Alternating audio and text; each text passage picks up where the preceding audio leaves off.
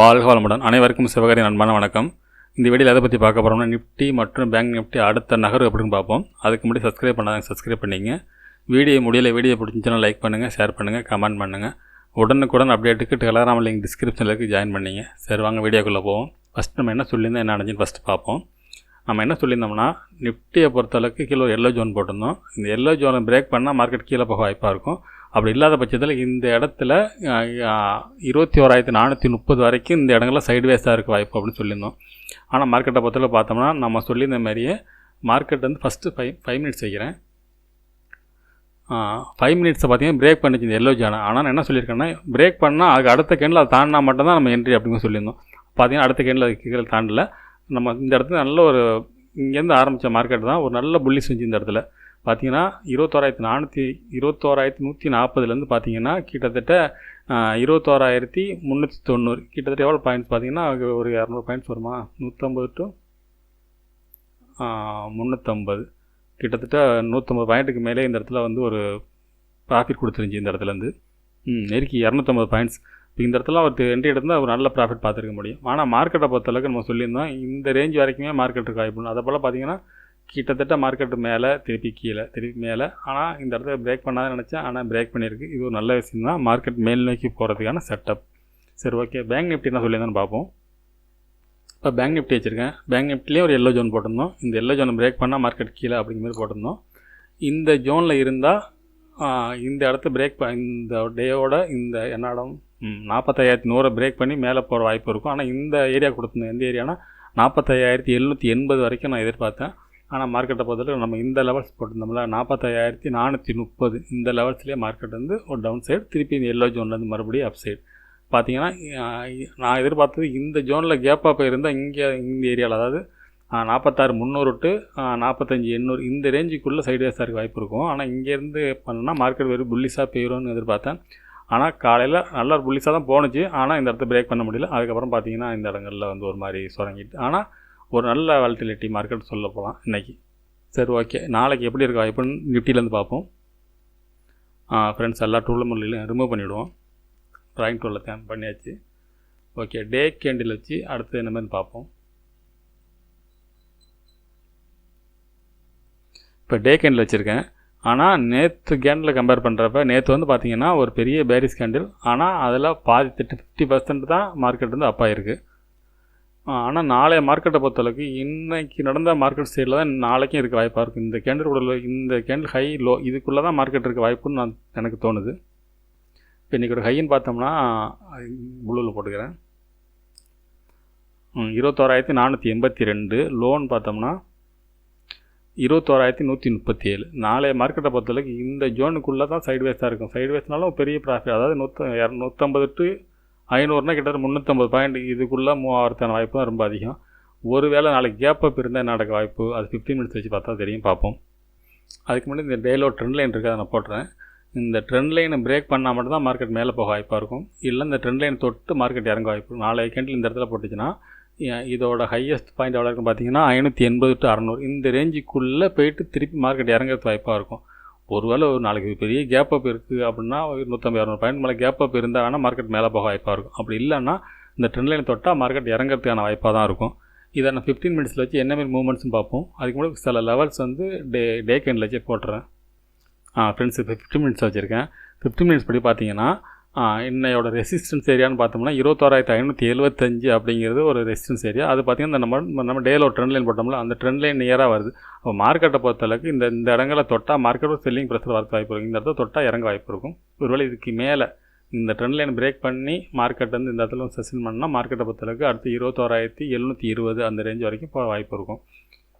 இதை பிரேக் பண்ண அடுத்த லெவல்ஸ் அப்படின்னு பார்த்தோம்னா 21,834 அப்படிங்கிறது அடுத்த ரெசிஸ்டன்ஸாக வாய்ப்பு இருக்கும். சப்போர்ட்னு பார்த்தோம்னா மார்க்கெட்டை பொறுத்தளவுக்கு 21,285 அப்படிங்கிறது ஒரு ஸ்ட்ராங் சப்போர்ட்னு கூட எடுத்துக்கலாம்.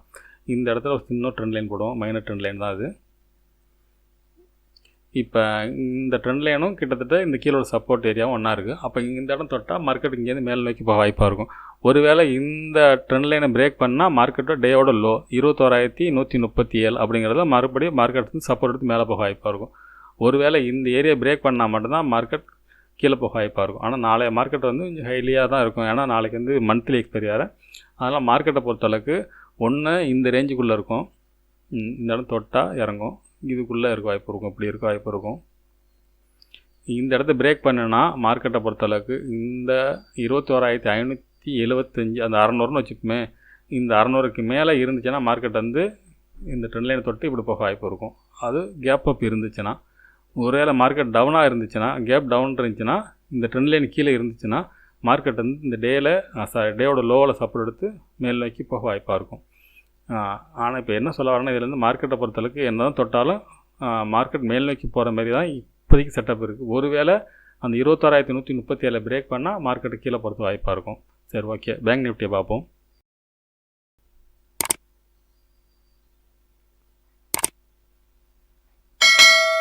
ஓகே ஃப்ரெண்ட்ஸ், பேங்க் நிஃப்டி வச்சுருக்கேன். இப்போ அதுலேயும் எல்லாம் ரிமூவ் பண்ணிடுறேன். இப்போ டே கேண்டில் படி என்ன மாதிரி நகர வாய்ப்புன்னு ஃபஸ்ட்டு பார்ப்போம்.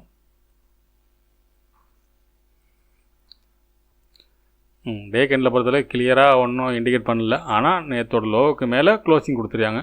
அது அவ்வளோதான் முடிஞ்சு. மித்தபடி இதில் கிளியராக வேறு ஒன்றும் சொல்ல வாய்ப்பு இல்லை.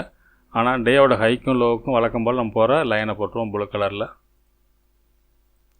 டேயோட ஹைன்னு பார்த்தீங்கன்னா 45,485, லோன் பார்த்தோம்னா 44,489. நாளைய மார்க்கெட்டை பொறுத்தளவுக்கு இன்றைக்கி நடந்த மாதிரி இந்த ரேஞ்சுக்குள்ளே நடக்கிறது வாய்ப்பு, நிஃப்டி மாதிரி தான் இதுலேயும் வாய்ப்பு, இந்த ரேஞ்சுக்குள்ளே நடக்க வாய்ப்பு. அதை வந்து நம்ம வந்து 15 மினிட்ஸ் வச்சு பார்ப்போம். அதுக்கு முன்னாடி நம்ம நிஃப்டியில் போட்ட மாதிரி இதுக்கும் ட்ரெண்ட் லைன் போட்டுருவோம். ஏன்னா எதனால் இந்த கேண்டலுக்கு நம்ம இந்த ட்ரெண்ட் லைன் போகிறோம்னா, இந்த இடத்துல ஒரு செல்லிங் ப்ரெஷர் வந்தனால இது நியரஸ்ட்டாக போகிற மார்க்கெட் மறுபடியும் செல்லிங் ப்ரெஷர் வரதுக்கு வாய்ப்பு அதிகம். சரி, ஓகே, இதை வந்து 15 மினிட்ஸில் வச்சு பார்ப்போம். அதுக்கு முன்னாடி இந்த டேல சில லைன்ஸ் போட்டுருவோம். 46,310ங்கிறது அடுத்த ரெசிஸ்டன்ஸாக இருக்க வாய்ப்பு இருக்கும். இந்த இடம் தான் ஸ்ட்ராங்காகவும் இருக்கும். ஏன்னா இது 15 மினிட்ஸில் இடம் மாறும். ஒரு நிமிஷம்.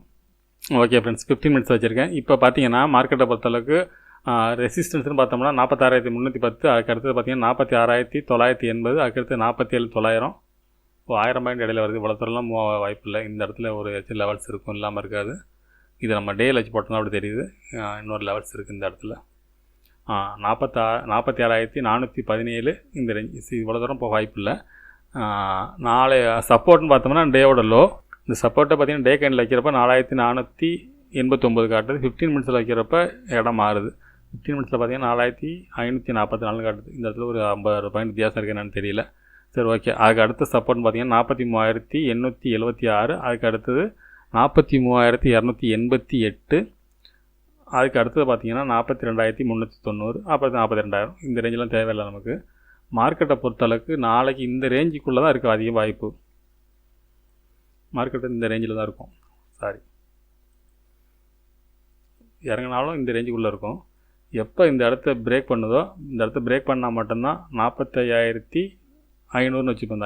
45,500 பிரேக் பண்ணால் மட்டும்தான் மார்க்கெட் மேல் நோக்கி போக வாய்ப்பாக இருக்கும். இந்த இடத்துல இந்த ட்ரெண்ட் லைன் பிரேக் பண்ணணும், இந்த சப்போர்ட்டும் பிரேக் பண்ணணும், இந்த ட்ரெண்ட் லைன் பிரேக் பண்ணணும். அது பிரேக் பண்ணால் மட்டும்தான் மார்க்கெட் வந்து திருப்பி இந்த ரேஞ்ச் வரைக்கும் போகிறது வாய்ப்பு இருக்கும். 46,800 வரைக்கும் இந்த ரேஞ்சுக்கு போகிறது வாய்ப்பு இருக்கும்.